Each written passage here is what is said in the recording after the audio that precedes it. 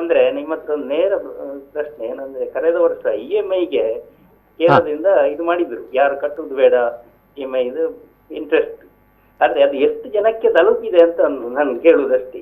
ಇಲ್ಲ ಇಲ್ಲ ಇವ್ರೆ, ಯಾರಿಗೂ ಸಹ ಸಿಗ್ಲಿಲ್ಲಲ್ಲ ಅದು ನಮ್ಮ ಯಾರಿಗೂ ಇಲ್ಲ, ಕಟ್ಟಬೇಡಿ ಅಂತೇಳಿ ಯಾರಿಗೂ ಹೇಳುವುದಿಲ್ಲ.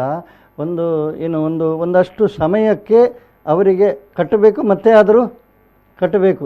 ಈಗಕ್ಕೆ ನಿಮಗೆ ಒತ್ತಡ ಇಲ್ಲ ಅಂತ ಹೇಳುವಂಥದ್ದನ್ನು ಹೊರತುಪಡಿಸಿ ನಾನು ಇದರಲ್ಲಿ ಇಟ್ಟಿದ್ದೇನೆ, ನಮ್ಮ ಪತ್ರಿಕೆಯಲ್ಲಿ ಸಹ ಉಂಟು. EMI ಇಂಟ್ರೆಸ್ಟ್ ಯಾರು ಕಟ್ಟುವುದು ಬೇಡ ಅಂತ ನಮ್ಮ ಮಿತ್ರ ಸಚಿವರೇ ಹೇಳಿದಾರಲ್ಲ.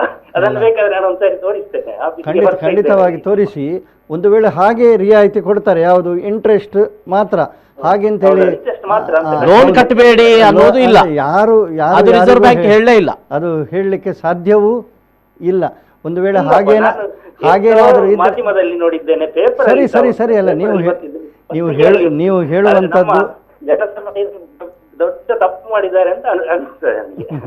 ನಾನಂದ್ರೆ ಬೇರೆ ಪಕ್ಷದವಲ್ಲ ನೋಡಿ, ನಮ್ಮ ಸುಬ್ರಹ್ಮಣ್ಯ ಪ್ರಸಾದ್ ನಮ್ಮೊಟ್ಟಿಗೆ, ಅವನ ಹತ್ತಿರದ ಸಂಬಂಧಿ, ಅವನ ಫ್ರೆಂಡ್ ನೋಡಿ. ಎಷ್ಟೋ ಬಾರಿ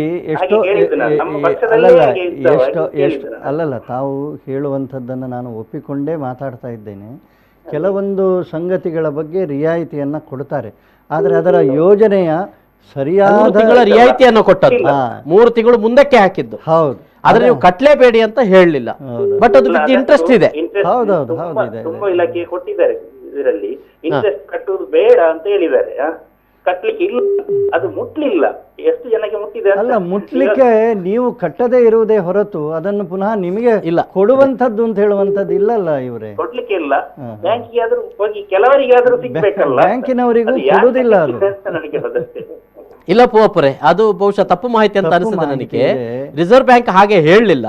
ರಿಸರ್ವ್ ಬ್ಯಾಂಕ್ 1-2 ತಿಂಗಳು 3 ತಿಂಗಳು ಏನೋ ಒಂದು ಸ್ವಲ್ಪ ಎಕ್ಸ್ಕ್ಯೂಸ್ ಅಂದ್ರೆ ಮುಂದಕ್ಕೆ ಹಾಕಿದೆ. ಅದು ಕೊನೆಯ ನಿಮ್ಮ EMI ಕಟ್ಟುವ ಕೊನೆಯ ತಿಂಗಳಿದೆ, ಅದು 3 ತಿಂಗಳಿಗೆ ಮುಂದಕ್ಕೆ ಹೋಗ್ತದೆ. ಬಟ್ ಅಲ್ಲಿ ಬ್ಯಾಂಕುಗಳಿಗೆ ಅವರು ಇನ್ನಷ್ಟು ಇಂಟ್ರೆಸ್ಟ್ ಹಾಕ್ಲಿಕ್ಕೆ ಸಾಧ್ಯತೆ ಇದೆ.